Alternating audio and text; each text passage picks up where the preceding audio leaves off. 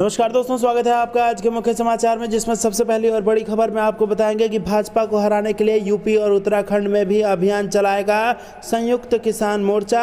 दूसरी बड़ी खबर में जिक्र होगा कि ट्विटर ने 5 और भाजपा नेताओं के ट्वीट को बताया मैनिपुलेटेड, भड़क गई मोदी सरकार। और तीसरी बड़ी खबर में आपको बताएंगे कि चक्रवाती यास का झारखंड के जिलों में होगा असर और आज से उत्तर पश्चिम की ओर ये बढ़ेगा। दोस्तों, हर एक खबर की गहराई में आपको ले जाएंगे, लेकिन उससे पहले अगर आप भी मोदी सरकार की नीतियों का खुलकर विरोध करते हैं तो आप अभी इस वीडियो को लाइक कीजिए और इस लाल बटन को दबा के चैनल को फ्री में सब्सक्राइब करके घंटी बजाकर कमेंट में लिखिए जय हिंद। दोस्तों, रुक करते हैं तमाम बड़ी खबरों की तरफ। भाजपा को हराने के लिए यूपी और उत्तराखंड में भी अभियान चलाएगा संयुक्त किसान मोर्चा। जी हां दोस्तों, किसान नेता बलबीर सिंह राजेवाल ने शनिवार को केंद्र सरकार पर बातचीत फिर से शुरू नहीं करने का आरोप लगाते हुए दावा किया कि किसानों ने केंद्रीय कृषि कानूनों पर बातचीत करने से कभी इनकार नहीं किया। राजेवाल ने यहां संवाददाताओं से कहा, 22 जनवरी के बाद से केंद्र सरकार द्वारा कोई बैठक नहीं बुलाई गई है। सरकार की ओर से बातचीत के लिए आगे का रास्ता रोक दिया गया है। हमने बातचीत करने से कभी इनकार नहीं किया। उन्होंने कहा कि बातचीत फिर से शुरू करने के लिए प्रधानमंत्री नरेंद्र मोदी को एक पत्र भी लिखा गया है।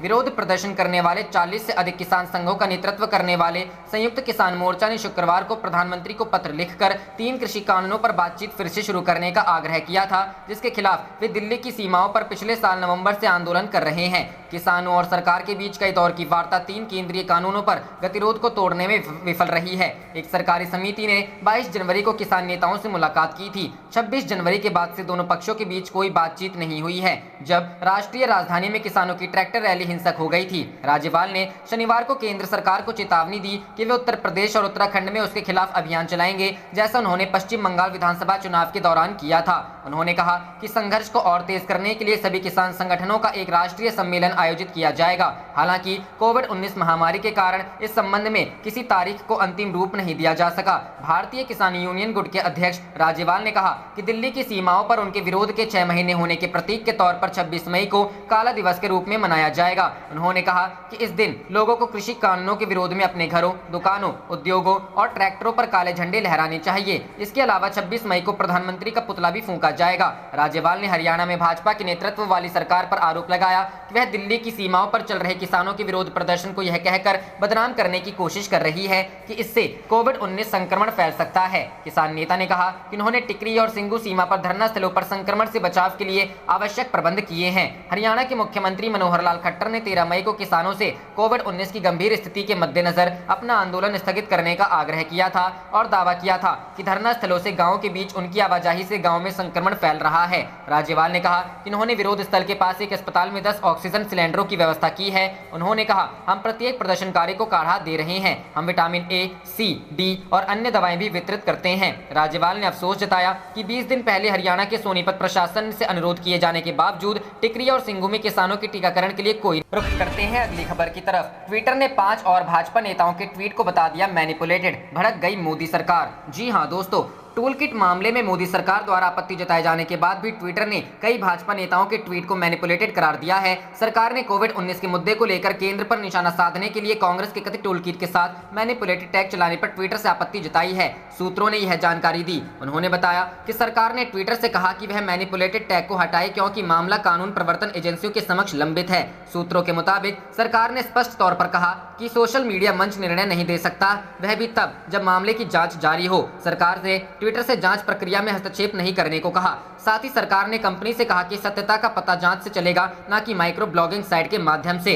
सूत्रों के मुताबिक इलेक्ट्रॉनिक एवं सूचना प्रौद्योगिकी मंत्रालय ने कड़े शब्दों में ट्विटर की वैश्विक टीम को पत्र लिखा है और कुछ राजनेताओं के ट्वीट के साथ मैनिपुलेटेड टैग पर आपत्ति दर्ज कराई है। ये ट्वीट कथित रूप से कोविड-19 महामारी के खिलाफ सरकार की कोशिशों को कमतर दिखाने, पटरी से उतारने और बदनाम करने के लिए बनाए टूल किट के संदर्भ में किए गए थे। ट्विटर के साथ किए गए संवाद में मंत्रालय ने कहा कि पहले ही स्थानीय कानून प्रवर्तन एजेंसी के समक्ष संबंधित पक्षकारों में से एक ने शिकायत दर्ज कराई है और टूलकिट की सच्चाई पर सवाल उठाया है एवं उसकी जांच की जा रही है। सरकारी सूत्रों ने बताया कि स्थानीय कानून प्रवर्तन एजेंसी मामले की जांच कर रही है। ऐसे में ट्विटर ने एक तरफा तरीके से इस मामले में निष्कर्ष निकाल लिया और मनमाने तरीके से मैनिपुलेटेड के साथ इसे टैग कर दिया। सूत्रों ने मंत्रालय के हवाले से बताया कि ट्विटर द्वारा इस तरह की टैगिंग न्याय से पूर्वाग्रह और जानबूझकर स्थानीय कानून प्रवर्तन एजेंसी की जांच प्रभावित करने की कोशिश है। मंत्रालय ने ट्विटर के इस कथित एक तरफा कदम को निष्पक्ष जांच प्रक्रिया को प्रभावित करने और अपनी सीमा को उल्लंघन करार दिया है। मंत्रालय ने कहा, यह पूरी ने अपने पत्र में आगे कहा कि ट्विटर ने एक तरफा तरीके से कुछ ट्वीट को तोड़ मरोड़ कर पेश किया हुआ दिखाया, जबकि कानून प्रवर्तन एजेंसी द्वारा जांच लंबित है।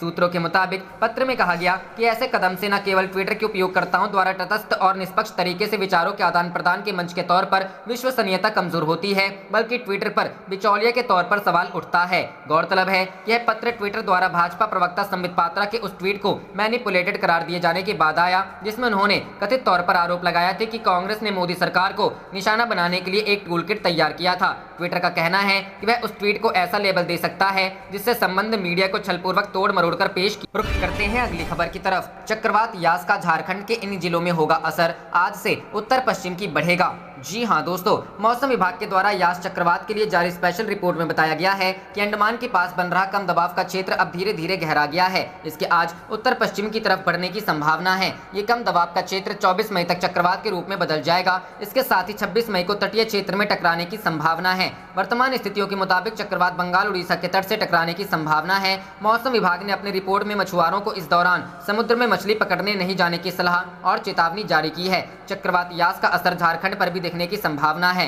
हालांकि विभाग के द्वारा राज्य के लिए अभी कोई अलर्ट जारी नहीं किया गया है। वहीं शुक्रवार की शाम बारिश, गर्जन के साथ वज्रपात और तेज हवा से रांची का मौसम अचानक बदल गया। लॉकडाउन के कारण लोग और गाड़ियां सड़कों पर नहीं थी। ऐसे में पूरी रांची धुली हुई दिख रही थी। मौसम विज्ञानी अभिषेक आनंद ने बताया कि पश्चिमी विक्षोभ का एक टर्फ लाइन बंगाल से होता हुआ झारखंड और उड़ीसा तक फैला हुआ है। साथ ही एक तरफ लाइन उत्तर प्रदेश में होते हुए मध्य प्रदेश से कर्नाटक तक फैला हुआ है। मौसम विभाग के अनुसार शनिवार को राजधानी रांची समेत सभी जिलों में मुख्य रूप से मौसम साफ रहेगा। इसके साथ ही अधिकतम तापमान में 2 से 3 डिग्री की वृद्धि हो सकती है। वहीं पिछले 24 घंटों के दौरान राज्य में कहीं कहीं हल्के से मध्यम दर्जे की बारिश रिकॉर्ड की गई। राज्य में सबसे ज्यादा बारिश खूंटी के अर्की में 66 मिलीमीटर बारिश रिकॉर्ड की गई। वहीं सबसे ज्यादा अधिकतम तापमान जमशेदपुर में 39.5 डिग्री सेल्सियस रिकॉर्ड किया गया। राज्य में सबसे कम न्यूनतम तापमान चाईबासा में 21.2 डिग्री सेल्सियस रिकॉर्ड किया गया।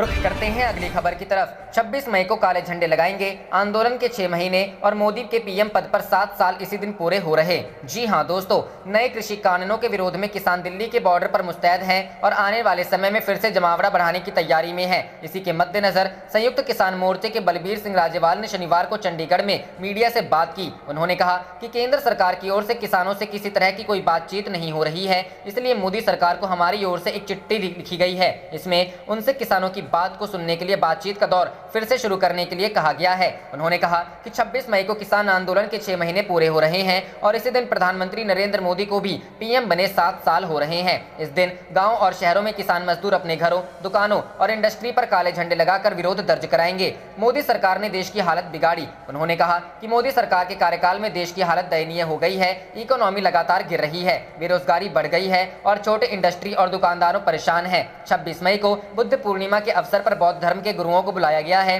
ताकि वे स्टेज पर की आकर किसानों से धर्म की बातें साझा करें। लोगों को गुमराह कर रही सरकार। उन्होंने कहा कि पिछले दिनों हरियाणा सरकार ने आंदोलन के दौरान शुगर मरीज किसान की मौत होने पर पोस्टमार्टम करने के बाद उसे कोरोना से हुई मौत बता दिया। अगर किसान की मौत कोरोना से हुई थी तो फिर पोस्टमार्टम क्यों किया गया? हरियाणा सरकार लोगों को गुमराह करने की कोशिश कर रही है। वैक्सीन के लिए नहीं आ रही टीमें। राज्यपाल ने कहा कि टिकरी, गाजीपुर और कुंडली बॉर्डर पर किसानों के वैक्सीनेशन के लिए योजना बनाने के लिए सरकार से अपील की गई थी, लेकिन कोई टीम वैक्सीनेशन के लिए नहीं आई। किसान मोर्चे की ओर से बॉर्डर पर कोरोना से बचने के लिए सरकारों से कहीं बेहतर व्यवस्था की गई है। यहाँ के किसानों को रोज काढ़ा और दवाई दी जा रही है। इसके अलावा नियमित सफाई की व्यवस्था भी की गई है। यहाँ पर अभी तक एक भी मौत कोरोना से नहीं हुई। रुख करते हैं अगली खबर की तरफ। मुख्यमंत्री योगी के सफाई दौरे पर अखिलेश यादव का तंज, बोले घोर उपेक्षा के बाद याद आई। जी हां दोस्तों, समाजवादी पार्टी के राष्ट्रीय अध्यक्ष अखिलेश यादव ने मुख्यमंत्री योगी आदित्यनाथ के सैफई दौरे को लेकर तंज कसा है। उन्होंने कहा कि 4 वर्षों तक घोर उपेक्षा करने के बाद उनको सैफई की याद आई है।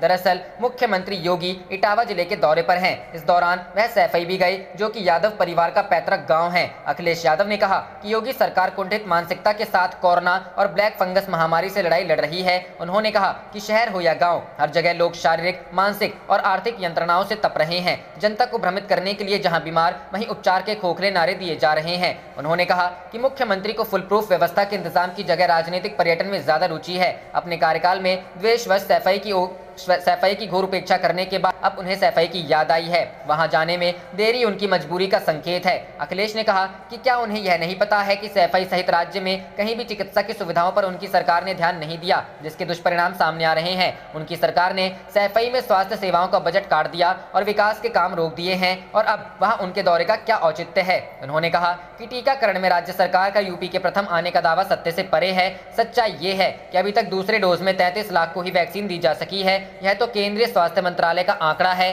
कि उत्तर प्रदेश, महाराष्ट्र और राजस्थान जैसे राज्यों से भी टीकाकरण में पीछे है। प्रदेश में कुल 6,260 स्थानों पर ही टीकाकरण हो रहा है। इस रफ्तार से वह दिवाली तक वैक्सीन का लक्ष्य कैसे पूरा कर पाएंगे। रुख करते हैं अगली खबर की तरफ। किसानों ने लिखी पीएम मोदी को चिट्ठी, कहा फिर से शुरू करें बातचीत, नहीं तो तेज होगा आंदोलन। जी हां दोस्तों, दिल्ली की सीमाओं पर नए कृषि कानूनों के खिलाफ किसानों का विरोध प्रदर्शन करीब 6 माह से लगातार जारी है। वहीं अब संयुक्त किसान मोर्चा ने शुक्रवार को प्रधानमंत्री नरेंद्र मोदी को पत्र लिखकर बातचीत को फिर से शुरू करने के लिए तत्काल हस्तक्षेप करने की मांग की। एक ईमेल में संयुक्त किसान मोर्चा ने लिखा है कि श्रीमान प्रधानमंत्री, यह पत्र आपको याद दिलाने के लिए है कि दुनिया के सबसे बड़े लोकतंत्र की सरकार के प्रमुख के रूप में किसानों के साथ एक गंभीर और ईमानदार बातचीत को फिर से शुरू करने की दायित्व आप पर है। ईमेल में सरकार और किसान नेताओं के बीच आखिरी दौर की बातचीत के ठीक 4 महीने बाद 22 जनवरी को संयुक्त किसान मोर्चा के नेताओं ने 3 कृषि कानूनों को निरस्त करने की अपनी मांग दोहराई और मांग पूरी न होने पर अपना आंदोलन तेज करने की धमकी दी।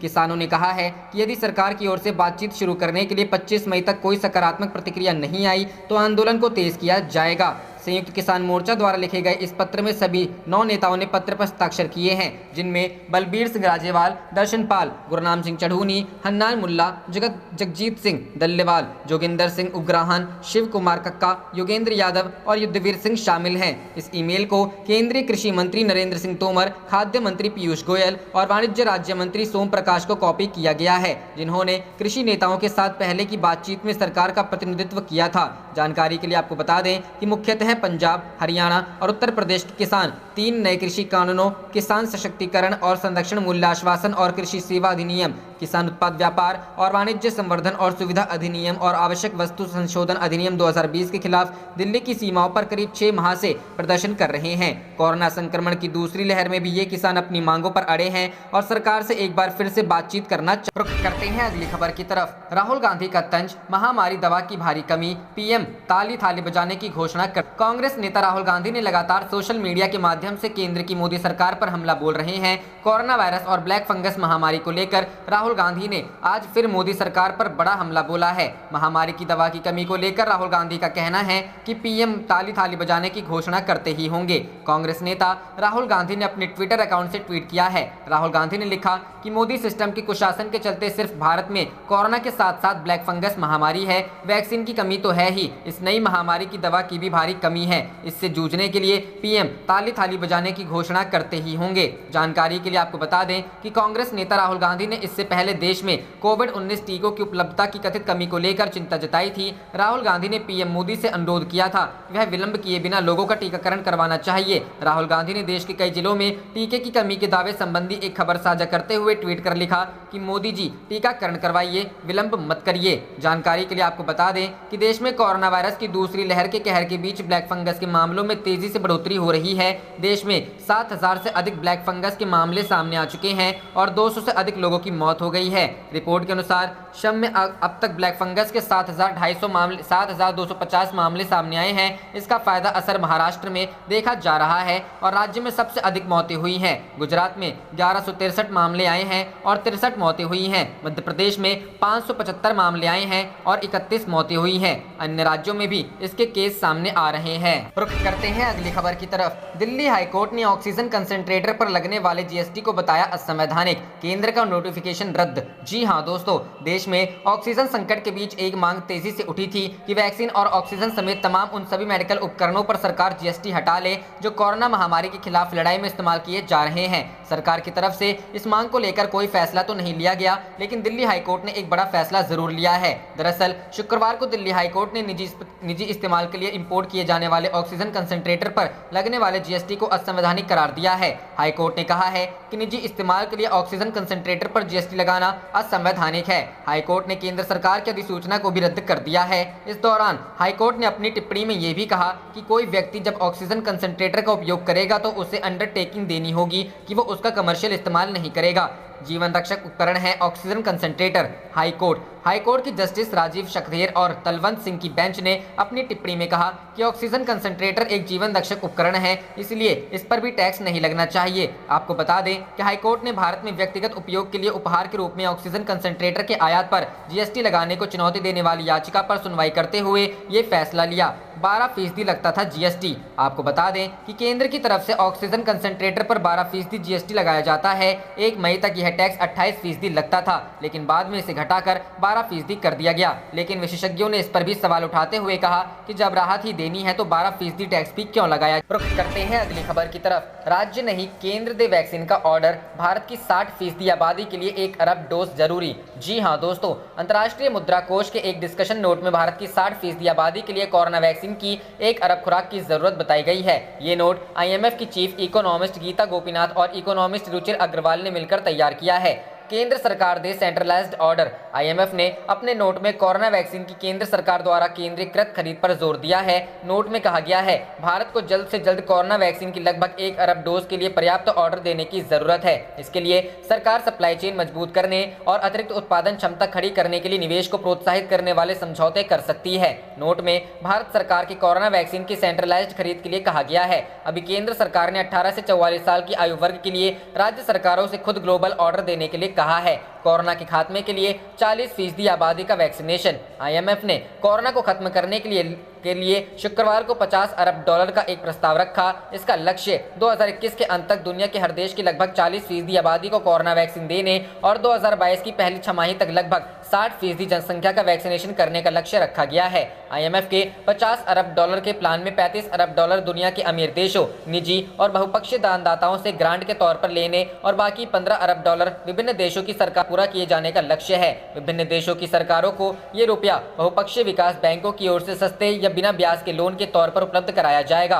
अब तक 35 लाख की जा चुकी है जान। आईएमएफ ने कहा कि कोरोना महामारी से अब तक दुनिया भर में 35 लाख से अधिक लोगों की जान गंवा चुके हैं। वहीं अनुमान दिखाते हैं कि 2022 में भी स्वास्थ्य को लेकर हालात असमान बने रहेंगे। यह दुनिया के लिए एक बड़ा जोखिम। रुख करते हैं अगली खबर की तरफ। सोनिया गांधी ने पीएम मोदी को लिखा पत्र, कहा ब्लैक फंगस की दवाओं का करें इंतजाम। जी हाँ दोस्तों, कांग्रेस की अंतरिम अध्यक्ष सोनिया गांधी ने शनिवार को ब्लैक फंगस को लेकर प्रधानमंत्री नरेंद्र मोदी को पत्र लिखा। सोनिया गांधी ने पत्र लिखकर पीएम मोदी से अनुरोध किया कि म्यूकरमाइकोसिस यानी ब्लैक फंगस का कहर बढ़ता जा रहा है। ऐसे में ब्लैक फंगस से निपटने के लिए पर्याप्त दवाओं का इंतजाम किया जाए। सोनिया गांधी ने पीएम मोदी को लिखे पत्र में लिखा, केंद्र सरकार को ब्लैक फंगस यानी म्यूकरमाइकोसिस को महामारी घोषित करना चाहिए। इस बीमारी की चपेट में आने वाले सभी मरीजों का निःशुल्क इलाज किया जाना चाहिए। कांग्रेस अंतरिम अध्यक्ष ने पीएम से अनुरोध किया कि इस बीमारी से निपटने के लिए एम्फोटेरेसिन भी बेहद आवश्यक है। फिलहाल बाजार में इसकी भारी कमी है। तत्काल कार्रवाई कर दवाओं का इंतजाम किया जाए। साथ ही उन्होंने म्यूकरमाइकोसिस आयुष्मान भारत और अन्य स्वास्थ्य बीमा में कवर किए जाने का अनुरोध किया है। देश में ब्लैक फंगस का खतरे को देखते हुए इससे निपटने के लिए केंद्र सरकार हर संभव कदम उठा रही है। केंद्रीय रसायन और उर्वरक मंत्री डीवी सदानंद गौड़ा ने कहा कि आज सभी राज्यों और केंद्र शासित प्रदेशों को एम्फोटेरेसिन बी की कुल 23,680 अतिरिक्त शीशियां आवंटित की गई हैं। आवंटन कुल रोगियों की संख्या के आधार पर किया गया है। देश भर में वर्तमान में करीब 8,848 मरीज हैं। रुख करते हैं अगली खबर की तरफ। टिकैत बोले कोरोना के कारण खत्म होगा किसान आंदोलन, सरकार इस गलतफहमी में ना रहे। जी हां दोस्तों, देश में जहां कोरोना वायरस और ब्लैक फंगस को लेकर संकट गहराता जा रहा है, वहीं कृषि कानूनों के खिलाफ किसानों का आंदोलन जारी है और वे धरने स्थलों पर जस के तस बैठे हुए हैं। हर तरफ किसान आंदोलन को खत्म कराने की मांग उठ रही है। दरअसल यहाँ बड़ी संख्या में लोग मौजूद हैं। सरकार ने भी किसानों को आंदोलन खत्म करने या फिर इसे कुछ समय के लिए टालने की अपील की है। इसी बीच भारतीय किसान यूनियन के नेता राकेश टिकैत की तरफ से बयान आया है कि किसान आंदोलन खत्म नहीं होगा। टिकैत ने ट्वीट किया कि किसान आंदोलन अब तीनों कृषि के काले कानून वापस होने के बाद व एमएसपी पर कानून बनने के बाद ही खत्म होगा। इससे पहले मीडिया से बात करते हुए टिकैत ने कहा कि जितने भी पत्रकारों या पुलिसकर्मियों की कोरोना से मौत हुई है, कोई भी यहाँ धरना स्थल पर नहीं आया था। टिकैत ने कहा कि बीमारी का रास्ता अस्पताल और आंदोलन का रास्ता संसद तक जाता है। टिकैत ने कहा कि आंदोलन में किसी भी किसान को कोरोना नहीं हुआ है। टिकैत ने कहा कि सरकार यह गलतफहमी अपने दिमाग से निकाल दे कि हम पीछे हटेंगे और आंदोलन खत्म करेंगे। रुख करते हैं अगली खबर की तरफ। कांग्रेस ने साधा भाजपा पर निशाना, कहा ट्विटर के कदम से सरकार की खुली पोल। जी हां दोस्तों, कांग्रेस ने टूलकिट मामले में भाजपा प्रवक्ता संबित पात्रा के ट्वीट को ट्विटर द्वारा तोड़ मरोड़ कर पेश किया गया करार दिए जाने के बाद भाजपा पर निशाना साधते हुए शुक्रवार को कहा कि माइक्रो ब्लॉगिंग वेबसाइट के इस कदम से नकली कागज बनाने वाली सत्तारूढ़ पार्टी की पोल खुल गई। पार्टी प्रवक्ता पवन खेड़ा ने यह दावा भी किया कि भाजपा नकली कागज तैयार करके विपक्ष को बदनाम करने के साथ ही प्रधानमंत्री नरेंद्र मोदी की उस नकली छवि को बचाने की कोशिश कर रही है जिसे अरबों रुपए खर्च करके बनाया गया है। उन्होंने संवाददाताओं से कहा, संकट की इस घड़ी में आज पूरा देश पूछ रहा है कि सरकार कहां है, सरकार क्या कर रही है, यह सबको दिख रहा है। उम्मीद थी कि ये लोगों के आंसू पोंछेंगे, लेकिन सरकार और सत्ताधारी दल इस काम में मशगूल हैं कि कैसे नकली कागज बनाना है और विपक्ष को बदनाम करना है। खेड़ा ने दावा किया, भाजपा की कोशिश अरबों रुपए खर्च करके बनाई गई प्रधानमंत्री की नकली छवि को बचाने। आप देख रहे थे आपका अपना चैनल जय हिंद जय भारत।